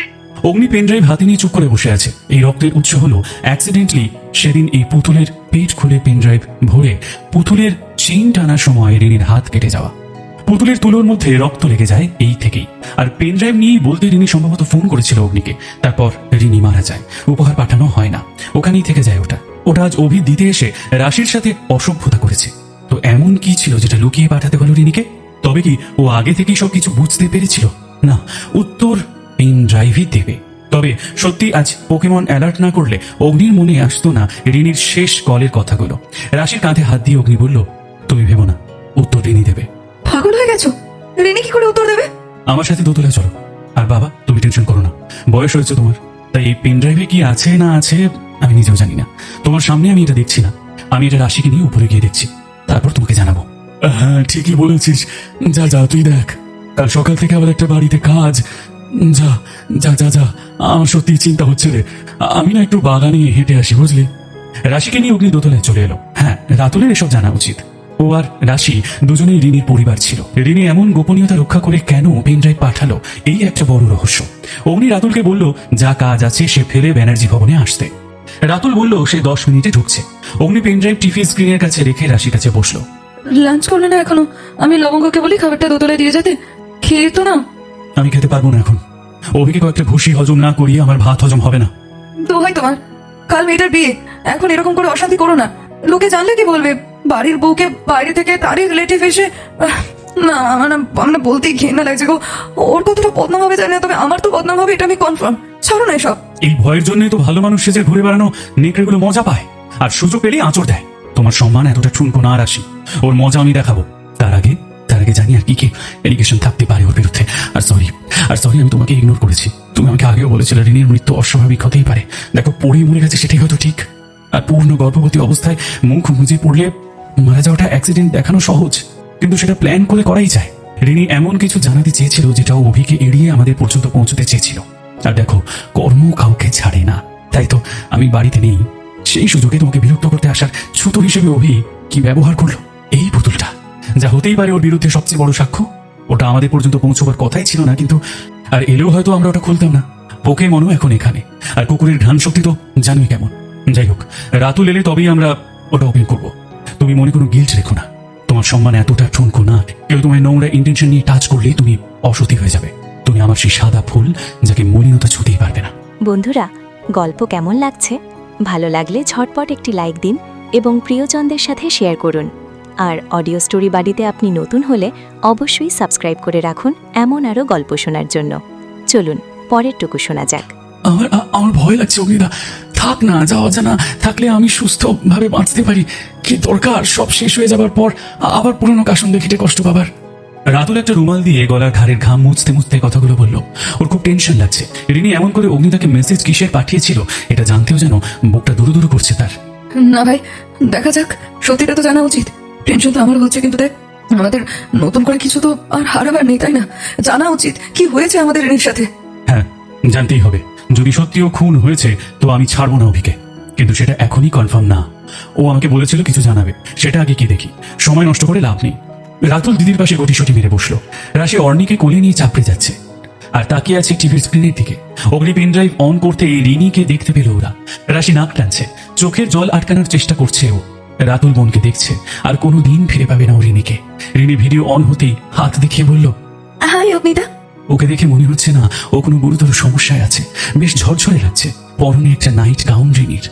অগ্নিদেব ব্যানার্জি ভাবছেন যে কথা ফোনে আরামসে বলা যেত, তাহলে এইসব আবার তামজাম কেন করতে গেলাম আমি? কিন্তু আমার ইতিহাস তো খুব একটা ভালো না, তো মুখের কথা নাও বিশ্বাস করতে পারে। তাই প্রমাণ সহ আমি একটা ভিডিও বানিয়ে পেন ড্রাইভ করে পাঠাচ্ছি। একটু লুকিয়ে পাঠিয়ে দিলাম। ফোনে দিদিকে বলে দেবো না হয় পেন ড্রাইভের কথাটা, বের করে নেবেন ওটা। আর হ্যাঁ, বোতলটা অর্ণিমাকে দেবেন। ওর উপহারের মধ্যেই আমি এটা পাঠালাম। উপায় নেই যে আসলে একদম। যাই হোক, বেশি কথা না, কয়েকটা ফুটেজ দেখুন, তারপর বুঝিয়ে বলছি সব। অগ্নি, রাশি আর রাতুল দেখলো অভি নিজের কাজের টেবিলে বসে কিছু কাজ করছে। এটা দেখার কি আছে, সবকিছু স্বাভাবিক। কিন্তু না, হঠাৎ ওদের চোখ আটকে গেল অভির উপর। অভি একটা প্যাকেট থেকে একটা ফটো ফ্রেম বের করলো, রাশির ছবি লাগানো ওতে। অভি ছবিতে হাত বুলিয়ে বলল, আমাকে মিস করো না রাশি, ভুলে গেলে আমাকে, আমি তোমাকে ভুলতে পারিনি। অগ্নি রাশিকে দেখলো একবার, রাশি মুখটা নিচু করে নিল, ওর লজ্জা লাগছে খুব। অভি উঠে দাঁড়ালো, পায়চারি করছে অভি, ওকে কেমন যেন লাগছে। হঠাৎ দেয়ালে মাথা ঠুকছে ও, কাঁদতে লাগলো অভি, কেমন করছে এটা। আবার কিছু সময় পেরিয়ে সম্ভবত ফুটেজ নিয়েছিল রিনি। ফোনটা হতে পারে ক্যামেরা অন রেখে দিয়ে রিনি গিয়েছিল অভির কাছে। এখন অভি রিনির সাথে হেসে হেসে কথা বলছে, ওকে ধরে ধরে বসিয়ে দিচ্ছে, একদম স্বাভাবিক অভি। আবার রিনিকে দেখছে ক্যামেরার সামনে অগ্নি। কি মনে হলো, বুঝতে পারছে না তো? ঠিক আছে, আমি বলছি। এটা একটা ছোট্ট ট্রেলার। এমন করে অভি মাল্টিপল ডিসঅর্ডারে ভুগছেও। এক এক সময় ঠিক থাকে, কিন্তু সবকিছু ভালো তখন। আর খুব খেয়ালও রাখে তখন আমার। আসন্ন সন্তান নিয়ে গল্প করে। আবার যখন ওর মাথাটা খারাপ হয়ে যায়, শুধু দিদিকে কি করে পাওয়া যায় তার ফোন দিয়ে আটে। একাই কেঁদে ওঠে, একাই হাসে, নিজেকে আঘাত করে, আবার নিজেই নিজেকে মলম লাগায়। দিনে দিনে না এটা বাড়ছে। না, আমার আমার খুব ভয় লাগে। এর জন্য কাজের জায়গায় সমস্যা হয়েছে ওর, চাকরিটা চলেও যেতে পারে জানেন। শাশুড়ি মাকে সব জানিয়ে ডেকেছি, উনি এলে যদি সুরাহা হয়। উনি চান আমরা ওনার সাথে কলকাতা গিয়ে এখন থাকি। কিন্তু আমারও বাচ্চাটা হবার তো সময় হয়ে গেছে। আমি তো এখন এতটা ট্রাভেল করতেও পারবো না। একটা ফুটেজ আমি দেখিয়ে দিচ্ছি। আমার ভাগ্য ভালো যে আমি রেকর্ড করতে পেরেছি। এটা আপনাকে দেখানোর কারণ, যদি আমার কিছু হয়েও যায়, আমার দিদি যেন অভির এই মানসিক অসুস্থতার হাত থেকে রক্ষা পায়, আমার বাচ্চাটা যেন রক্ষা পায়। আবার একটা ভিডিও ফুটেজ, রিনির উপর খুব রাগারাগি করছে অভি। ওর বক্তব্য বাচ্চাটাও দিয়ে দেবে একজনকে দত্তক হিসেবে, তার জন্য ওকে অনেক টাকা দিবে সেই বিলিয়নিয়ার। আর সেই টাকা দিয়ে অভি ব্যবসা করবে, আর লোকের কাছে চাকরি করবে না, সে কলকাতায় গিয়ে ব্যবসা করবে। রিনি অভিকে সরাসরি পাগল বলতে একটা ঠাস করে চড় মারে দিল অভি। রিনি বসে গেল চুপ করে। অভি ঘাটটা এদিক ওদিক করে নিল একবার, তারপর আবার যেন কেমন করে উঠলো, রিনির পাশে বসে গেল। সরি সরি রিনি, আমার এই দুটো হাত কেটে দেবো আমি, আমি কেটে দেবো। আমি আমি তোমায় এই অবস্থায় চড় মারলাম, তোমার লেগেছে না? খুব লেগেছে? না না, আমি আমি আমি ঠিক আছে। তুমি আমাদের বাচ্চাটা কেন অন্যজনকে দিয়ে দেবে? বাচ্চা দিয়ে দেবো? পাগল নাকি তুমি? কি বলছো এসব রিনি? তুমি তো বললে। না তো। অগ্নি ভিডিওটা পজ করে দিল। বাচ্চাটা? আচ্ছা, বডি তো শুধু রিনির এসেছিল, বাচ্চাটা মারা গেছে জানি, বডি তো আসেনি। আমার না হাত পা ঠান্ডা হয়ে যাচ্ছে। আচ্ছা, অভির মা জানেন এসব? আমারও কেমন একটা লাগছিল। ও যখন এলো, খুব স্বাভাবিক ভালো মানুষ একটা, হঠাৎ করে আমার সাথে কেমন একটা অভব্য আচরণ করলো। যেটা রিনি আমাদের বুদ্ধি করে দেখিয়ে গেল, তাতে আমার সামনে মনে হয় এখন সবকিছু ক্লিয়ার। ও নিজেও জানতো না ও মারা যাবে, ওর আমাদের বলাও হয়নি। আর পেন ড্রাইভের কথা, কিন্তু দুর্ঘটনা ঘটে আঙুল কেটে পুতুলের তুলোর মধ্যে রক্ত লেগে যায়। আর কাকতালীয় ভাবে এখনই আমাদের কাছে পোকেমন এসেছে, তো ওই আমাদের রিনির এই ভিডিও পর্যন্ত পৌঁছে দিল। এখন অভি যে মানসিকভাবে অসুস্থ সেটাও প্রমাণিত। কিন্তু রিনির মৃত্যুর ঘটনা যদিও অ্যাক্সিডেন্ট, এটা কনফার্ম, কারণ ও দেশে এসব থামাচাপা দেওয়া সম্ভব না। তবে বাচ্চাটা মারা গিয়েছিল না আছে সেটা জানা উচিত আমাদের। রাতুল যাবে আমেরিকা, আমি এখান থেকে যে হসপিটালে রিনি ভর্তি হয়েছিল সেখানে যোগাযোগ করছি।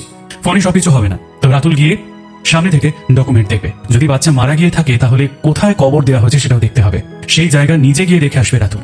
আর যদি সেটা ভুল তথ্য হয় তবে আর এক লড়াইয়ের জন্য প্রস্তুত হতে হবে। বাচ্চাটাকে এদেশে ফিরিয়ে আনা সোজা হবে না, কিন্তু কিন্তু আমরা হাল ছাড়বো না। আর এদিকে এই অভির ব্যবস্থা করব আমি। অগ্নি রাশিয়া রাতুলকে কথাগুলো বলল। ভাই যাবে? বাবা, ও পারবে ও দেশে গিয়ে এত কিছু করতে? তো আমি যাব তোমাকে ফেলে? আমাকে কি ভূতে খেয়ে নেবে? না ভাই, আমাকে নিয়ে চলো। হাঁটুতে বুদ্ধি তোমার? আমার একটা এত বড় ব্যবসা ফেলে আমি এখন যেতে পারি কখনো? বাড়িতে একটা উঁচু ক্লাস হচ্ছে, বাচ্চা আছে, একটা কোলের বাচ্চা আছে, বুড়ো বুড়ি আছে চারপাশে, এসব ছেড়ে যাওয়া যায়? দুটো বাড়িতে কত দায়িত্ব বলো তো। তোমাকে রেখে যাবো আর ওই হায়নাটা আছে, যখন তখন কি করবে আমি জানি না। আমার গেলে হবে? রাতুল তো আমার আন্ডারে কাজ করে, ও না হয় ওই কাজ ফেলে গেল, তাতে কোনো সমস্যা হবে না। আর ওর পরিবার মানে আমার বোন, সে আমার কাছে থাকবে, এই কয়েকদিন থেকে যাবে। ঠিক আছে, আমি যাব, কোনো সমস্যা নেই। আর এই অভিকে আমি দেখছি, দাঁড়াও, ওই এক এক সময় এক এক রকম মুড চেঞ্জ আমি বের করছি। ওর খবর আছে? না, এখন আর কিছু বলো না। আগে ভাই যাক ওখানে। আর হ্যাঁ, কাল লবঙ্গর বিয়েটা হোক, এখন কিন্তু কোনো অশান্তি না। হ্যাঁ, রাতুল রাশির হাতটা একটু চেপে ওকে ইশারা করলো। রাশি রাতুলের দিকে তাকিয়ে দেখলো। রাতুল ইশারায় ফোনটা দেখতে বলল।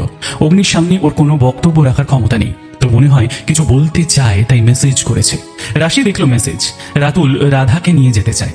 রাশি দেখলো একবার রাতুলের দিকে। রাতুল হাত জোর করে চুপি চুপি ইশারা করলো অগ্নিকে বলতে। রাশি ইশারা করলো, সে দেখছে। রাতুল বেরিয়ে গেল। রাধা যদি জানতে পারে ওকে ফেলে রাতুল আমেরিকা যাবে, তাহলে একটা কান ছিঁড়ে দেবে ওর। এখনো পর্যন্ত বিয়ের পর রাধাকে নিয়ে হানিমুনে পর্যন্ত যায়নি, সামান্য দীঘা পর্যন্ত যায়নি ওরা। আর এখন যদি সে জানতে পারে একাই রাতুল বিদেশে যাবে, তাহলে আর দেখতে হবে না। অগ্নি ব্যানার্জির কথা আলাদা, সে বিয়ের পর দিদিকে ফেলে একাই গিয়েছিল লন্ডন, তারপর আবার কয়েকদিনের জন্য ইউএসএও যায়, কিন্তু ওনার পুরো ব্যাপারটা আলাদা। কিন্তু রাতুলের অত সাহস নেই, একেই এ তার দ্বিতীয় বিয়ে, তাতে বড় লোকের রাজকুমারী গেছেন গরিবের ঘরে। কথায় কথায় ঠোঁট ফুলিয়ে বসে থাকেন তিনি। রাশি না, ওটা রাধা, যে একটু এদিক থেকে ওদিক হলেই ঝাঁটা হাতে রেডি হয়ে যায়। রাতুল মনে মনে ভাবে, যদি দিদি রাজি করাতে পারে তো ভালো, না হলে এই বিয়েও ওর গেল বোধহয়, টিকবে না আর। এই অগ্নিদেব ব্যানার্জি আগের জন্মের কোনো রাজ্যের রাজা ছিল, খালি অর্ডার দেবে। তবে রিনির বিষয়টাও দেখতে হবে, যদি সত্যি ওর বাচ্চা আছে তো রাতুল তার ভাগ্নিকে নিয়ে আসবে। রাতুল নিচে আসতে পদ্মা জামাইকে বলল, তুমি রাধাকে আনলে না বাবা? মেয়েটা একা একা থাকে, এলে তো একটু গল্প টল্প করতাম। ও আবার চলে যাচ্ছ, একটু জল খাবার খেয়ে যাও। না আসলে আমার একটু তাড়া আছে তো, আমি আসি। রাতুল চলে গেল। পদ্মা এদের ভাবগতি কিছুই বুঝতে পারে না, আর বুঝেও লাভ নেই তার চেয়ে রোজকার তার যা কাজ, সিরিয়াল দেখা, সে বসে পড়লো। একজন আছেন বউয়ের কথাতে নাচছে, আর এইদিকে মেয়েটা কসবার বাড়িতে বন্দি হয়ে বসে আছে। জামাই একটু কোথাও নিয়েও যায় না মেয়েটাকে। রাধা সবসময় ওই বাড়িতে সংসার করেই যাচ্ছে। মনের পুষে রাখা অভিমান আগে ছোট যা রেখাকে বলতো পদ্মা, এখন সেও অন্য জায়গায় চলে গেছে। আর এখন সেখানে তার নতুন নতুন বন্ধু হয়েছে। মোটেও সে আজকাল পদ্মার সাথে বেশি কথা বলে না। কিছু বললে বলে, দিদি তোমার ছেলেই পছন্দ করে না, তাই তো বাড়ি থেকে আমাদের সরিয়ে দিল। পদ্মা করুণ মুখে টিভির সামনে বসলো। আগে ওর রাশিকে টিভি সিরিয়ালের নায়িকার মতো লাগতো, এখন মনে হয় ভিলেন নাম্বার 1। অর্নি ঠাকুমার নাক থেকে চশমা খুলে নিতে চাইছে, বড্ড দজ্জাল রানী হয়েছে এই মেয়ে। মা তো নেবেন না, সব সময় ঠাকুমার করে ঝুলিয়ে দেবে। পদ্মা অর্নিলকে ধমকালো, এই পাকা বুড়ি, চুপ করে বসে টিভি দেখ, বজ্জাত মেয়ে, মার খাবে কিন্তু। অর্নি ঠোঁট ফুলিয়ে কাঁদতে যাবে, এমন সময় হিরণময় বাবু এসে নাতনিকে কোলে নিলেন। চলো তোমায় বেরিয়ে নিয়ে আসি। হ্যাঁ, বেরো যাবে তো, চলো চলো। এই ঠাকুমা একটা ভাইরাস, হ্যাঁ, এর কাছে বেশি থাকতে নেই, কেমন? এই ভাইরাস তোমার মুখে আগুন দিতে একটা আগুন জন্ম দিয়েছে 32টা নারী ছিঁড়ে। হ্যাঁ, যত সব হতভাগা নামকর দল, বালুজ্জে গোষ্ঠীর লোকগুলো বদের গাছ এক একটা। অগ্নি আর রাশি দুজনে চুপ করে বসে আছে, মাথায় অনেক চিন্তা। এখন কাউকে কিছু বলাও যাবে না, কাল লবঙ্গ আর বিবেকের বিয়েটা হয়ে গেলে সব কিছু দেখা যাবে। রাশি অগ্নির কাছে ঘেঁষে এলো। টেনশন করো না, হাই প্রেশার তো এমনিতে, দেখো সবকিছু ঠিক হয়ে যাবে। অগ্নি রাশির শাড়ির আঁচলটা আঙুলের সাথে পেঁচাতে পেঁচাতে বলল, আমি তোমাকে আকাশ সমান ভালোবাসি রাশি। আমার কাছে এটা খুবই অপমানের যে আমার বাড়িতে তোমাকে কেউ এসে টিজ করে গেছে। এর প্রতিশোধ না নিতে পারলে না আমি কিছুতেই শান্তি পাচ্ছি না। আমাকে ছেড়ে দাও অভি, ছেড়ে দাও আমাকে। পরস্ত্রী হরণ করে তো বীর রাবণও ক্ষমা পায়নি, তো তুমি কোন ছাড়? আমাকে ছেড়ে দাও। অগ্নিদেব ব্যানার্জিকে তুমি এখনো চেনো না বলছি, ও আমাকে ঠিক খুঁজে বের করবেই। 24 ঘন্টাও লাগবে না কিন্তু ওর। ছাড়ো বলছি, ছাড়ো। রাশি ছটফট করতে করতে কাতর স্বরে কথাগুলো বলল। অভি চেয়ারে বসে বসে গেম খেলছে। সবাই জানে আজ ও পুনে চলে গেছে, ও তো চলেই যেত। ভাগ্য ভালো যে পথে রাশিকে দেখতে পেল, মাথায় পোকা নড়ে উঠল।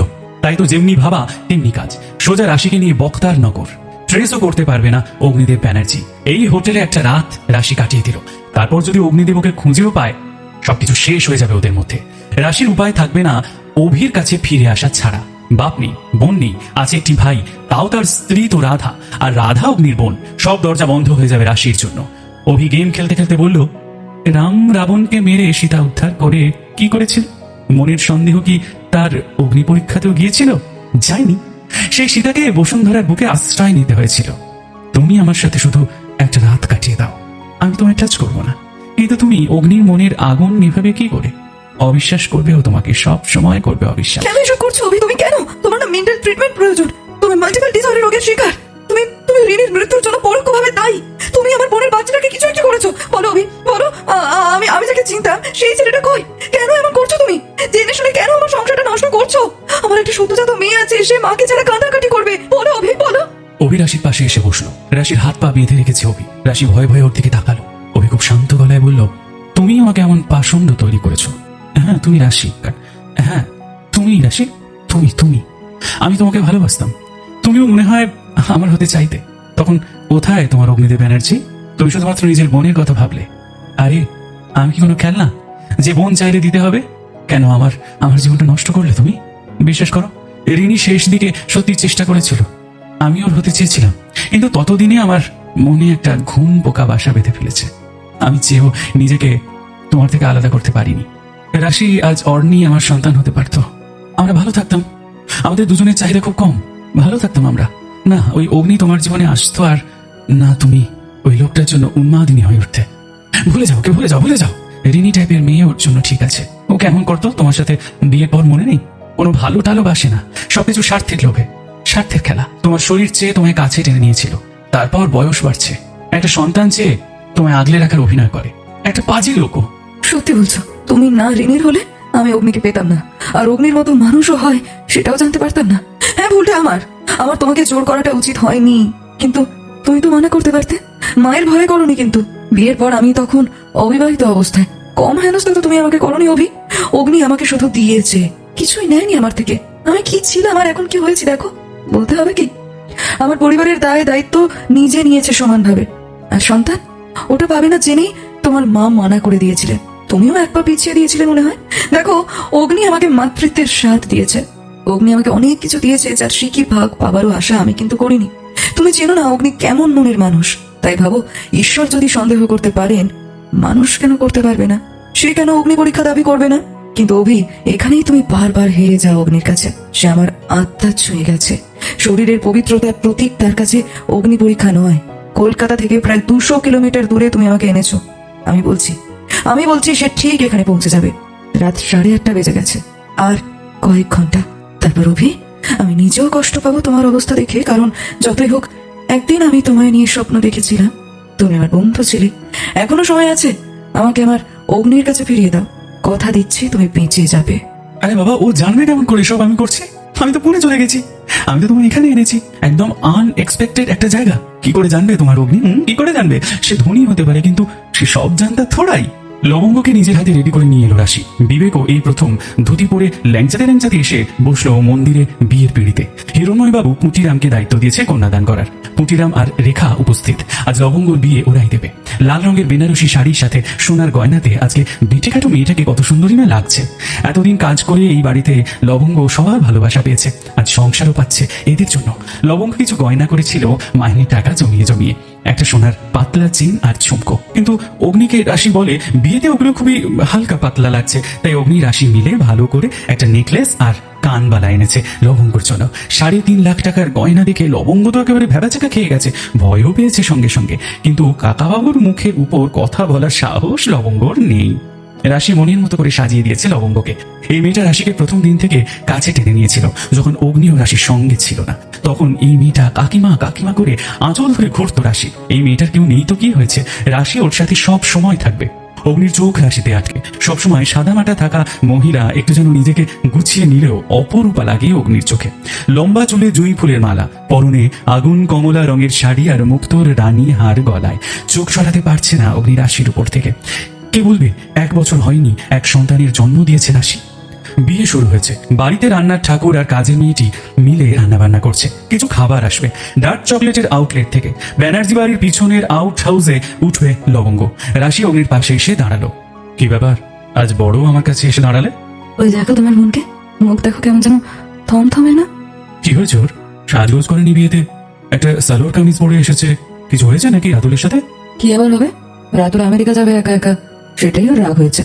সব রাগ এখন রাতুলকে দেখাচ্ছে। যদিও তুমি আমি হিট লিস্টে আছি। রাতুল আমেরিকা যাবে তো ওর আগে কি আছে? উফ, মাথাটা গেছে এই লোকের একদম। নতুন বিয়ে, হানিমুনে যায়নি এখনো, আর রাতুল একা যাবে আমেরিকা। যে কোনো বউ বলেই রেগে যাবে এতে। তাহলে আমি তোমাকে ফেলে লন্ডনে গিয়েছিলাম বিয়ের পর, তো তোমার তো রাগ হয়েছিল। হয়েছিল নিশ্চয়ই, কিন্তু আমার ইগো তাকে পাত্তা দেয়নি সেই মুহূর্তে। তাছাড়া আমাদের কেসটা তো আলাদা ছিল তখন। ওরা তো আবার ভালোবেসে বিয়ে করেছে একে অপরকে, আমরা তো বিয়ে করে ভালোবেসেছি। রাধা যাবে কি? তাহলে আয়োজন করে দেবো, ঘুরেও আসবে আর কাজও হয়ে যাবে। খুব ভালো হয়েছে না তো? তবে কাল রাতে বলতে গিয়েছিলাম তোমায়, ঘুমিয়ে পড়েছো দেখে আর কিছুই বলা হয়নি। আমি চাই ওকে খবরটা দিই। হ্যাঁ, বেচারির মুখটা শুকনো করে আছে একদম। যাও যাও, দুনিয়ার সব কাজকর্ম সেরে যদি সময় হয় তো এসো আমার কাছে, কেমন? রাশি হাসলো অগ্নির কথাটা শুনে, তারপর রাধার কানে কানে খবরটা দিল। সাথে সাথে রাধার মুখে হাজার বাতির আলো জ্বলে উঠল। ইস, দুজন মিলে আমেরিকা যাবে, কি মজাই না হবে। বলেছিলাম তো রাজি করিয়ে দেবো। এত রাগ কিসের মহারানী? সেই তো বৌদি, দেখো না নতুন শাড়ি পরে এলাম না হিসাব করে। তোমার ভাই এটা না একটা হাঁদা। তোমার ভাই তো খুব চালাক। লবঙ্গ বিবেকের বিয়ে সুসম্পন্ন হলো। মন্দিরে আশীর্বাদ সেরে ফেললো হিরণময় বাবু আর পদ্মা। সোনার লোহা বাঁধা পদ্মা দিল পড়িয়ে লবঙ্গকে। ওর তো শাশুড়ি নেই, তাই পদ্মা নিয়মটা রক্ষা করলো। মুটিরাম আর রেখাকে পদ্মা খুব করে বলল বাড়ি যেতে। ওখানেই খাওয়া দাওয়ার ব্যবস্থা হয়েছে, কিন্তু রেখা বলল সে মেয়েটাকে দান করেছে। মেয়েটা কনকাঞ্জলি দিয়ে গাড়িতে উঠলো, আর রেখার ওর সাথে যাওয়া চলে না, ওরা ফ্ল্যাটে ফিরে যাবে। অগ্নি জানে কাকিমার রাগ কোথায়, কিন্তু না, যেটা বাড়িতে অশান্তি সৃষ্টি করে তাকে এড়িয়ে চলাই ভালো। ওদের সব দায় দায়িত্ব অগ্নি পালন করে, কিন্তু কাকিমাকে বাড়িতে সে কিছুতেই রাখবে না। রাশি অনেক ঝুলোঝুলি করলো, কিন্তু রেখা কিছুতেই যেতে রাজি হলো না। রাশি বুঝতে পারছে অগ্নি না বললে কাকিমা যাবে না, ও কিছুতেই যেতে বলবে না। সব গাড়িগুলো ব্যানার্জি বাড়ির দিকে এগিয়ে গেল। রাশি শুধু কাকা কাকিমাকে পৌঁছে আসবে বলল, তাই অগ্নি অগত্যা মেয়ে আর ছেলেকে নিয়ে বাবা মায়ের সাথে চলে গেল। গাড়ি চালাতে শিখিয়ে হয়েছে বেশ ঝামেলা, এখন একাই ড্রাইভ করে, এদিক ওদিক করছেন। অগ্নি মেসেজ করে দিল রাশিকে ওদের নামিয়েই যেন চলে আসে। রাত 8:30। লবঙ্গ বিবেকের ঘরে আসার পর সবাই লাঞ্চ করতে অপেক্ষা করছিল রাশির। না, রাশি ফেরেনি। হিরণময় বাবু, পদ্মা, নবদম্পতি সবাই একে একে খেয়ে নিল। রিভুও খেয়ে নিল। পদ্মা অর্ণিকে খাইয়ে ঘুম পাড়িয়ে দিল। অগ্নি অভুক্ত অবস্থায় শেষে কাকিমা ফ্ল্যাটেই যায়, কিন্তু কাকিমা কাকাকে তো নাকি ও নামিয়ে দিয়ে বেরিয়ে গিয়েছিল। ওরা ফ্ল্যাটে ফিরে নিচের ক্যান্টিনে খেতে গিয়েছিল ফোনগুলো ফেলে, তাই ওদের ফোনে পায়নি কেউ। কিন্তু রাশি গেল কোথায়? সেদিকে অগ্নি দৌড়ে বেড়াচ্ছে, কিন্তু রাশির কোনো হদিশ নেই। ওর গাড়িটা আই হসপিটালের কাছে পাওয়া গেছে সন্ধ্যা নাগাদ, কিন্তু রাশি সেখানে ছিল না। আশেপাশে লোকজন খেয়াল করেছে দুপুর থেকেই গাড়িটা এখানে পার্ক করা ছিল। সম্পর্কের কিছু ভাঙাগড়া হয়তো নিয়তির খেলা, আবার কিছু বন্ধন তৈরি হয় কেবল ভালোবাসার জোরে। অগ্নি আর রাশির মধ্যে জমে থাকা এই মানভিমানের বলফ কি তবেই একেবারেই গলে গেল, নাকি ধামাচাপা পড়ে থাকা পুরনো কোনো রহস্য ওদিন নতুন করে শুরু করা এই পথ চলাকে আবার থমকে দেবে? উত্তর মিলবে মিষ্টি তেতো অনুভূতির আগামী পর্বে। বন্ধুরা, মিষ্টি তেতো অনুভূতির আজকের এই 11 পর্বটি আপনাদের কেমন লাগলো তা নিচে কমেন্ট করে আমাদের অবশ্যই জানান। অগ্নির এই সিদ্ধান্ত কি রাশির বিশ্বাসকে আরও মজবুত করবে? আপনার মতামত আমাদের কমেন্ট বক্সে লিখে জানান। পর্বটি ভালো লেগে থাকলে অবশ্যই একটি লাইক করুন এবং আপনার প্রিয়জনদের সাথে শেয়ার করে দিন। আর গল্পের পরবর্তী পর্বে অগ্নি ও রাশির জীবনে কী ঘটতে চলেছে তা সবার আগে দেখতে আমাদের অডিও স্টোরি বাড়ি চ্যানেলটি এখনই সাবস্ক্রাইব করুন এবং পাশে থাকা বেল আইকনটি অল দিয়ে রাখুন। দেখা হচ্ছে খুব শীঘ্রই আগামী পর্বে। ততক্ষণ সবাই ভালো থাকুন, সুস্থ থাকুন আর শুনতে থাকুন আপনার প্রিয় অডিও স্টোরি বাড়ি। ধন্যবাদ।